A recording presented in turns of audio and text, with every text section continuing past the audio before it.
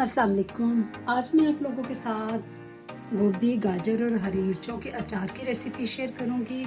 इसी रेसिपी के लिए जो चीज़ें मैं इस्तेमाल कर रही हूँ वो ये हैं। ये मेरे पास 100 ग्राम गोभी है, 100 ग्राम मेरे पास गाजरें हैं और 100 ग्राम ही हरी मिर्चें हैं। इसके अलावा 1 टेबल स्पून नमक जाएगा और 1 टेबल स्पून हल्दी जाएगी।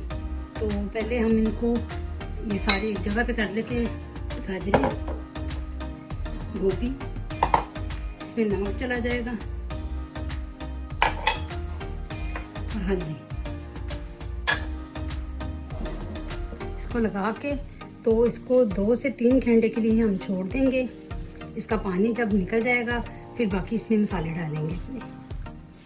अब 2-3 घंटे के लिए इसको छोड़ देते हैं। ये अब देखिए, ये गाजरें, गोभी और हरी मिर्चों को नमक और हल्दी में लगा के छोड़ दिया था। अब इसने अपना पानी छोड़ दिया है।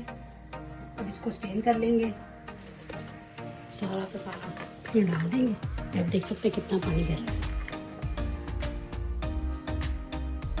ये आप देखिए, मसालों में मेरे पास ये राई है 1 टेबल स्पून, सफ़ेद ज़ीरा है भुना हुआ, ये 1 टेबल स्पून है, सौंफ 1 टेबल स्पून, मेथी दाना 1 टेबल स्पून, ये अजवाइन है 1 टेबल स्पून, ये काली मिर्चें हैं कुटी हुई 1 टेबल स्पून, काला नमक है 1 टेबल स्पून और ये कश्मीरी लाल मिर्चें हैं, ये भी 1 टेबल स्पून है।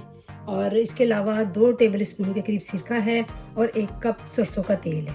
तो अब सारे मसालों को मैं मिक्सी में डाल के तो इसको पीस लेंगे मोटा मोटा। तो इसको मसालों को सारे को मोटा मोटा पीस लेंगे मिक्सी में डाल के। इसका पाउडर नहीं बनाना, थोड़ा सा दरदरा सा पीस। अब ये देखिए, मैंने कढ़ाई ले ली है। आपको मैंने हल्की आंच पे ऑन कर लिया है। अब ये जो सरसों का तेल है इसमें डालेंगे। ये देखिए, तेल अच्छे से गर्म हो गया। अब करना क्या है कि ये जो अपनी सब्जियां हमने टिश्यू पेपर पे निकाल के रखी थी, अब सबको इस तेल में डाल देंगे। ये झटपट बनने वाला अचार है। आप इसको जैसे बना के फटाफट खा सकते हैं। सब्जियों को हमने 2 से 3 मिनट इनको इस तेल में हमने भूनना है, ताकि अगर थोड़ा बहुत भी इसमें पानी रह गया तो पानी अच्छे से खुश्क हो जाए। ये देखिए, मैंने इसको 3 मिनट हो गए पकते हुए को।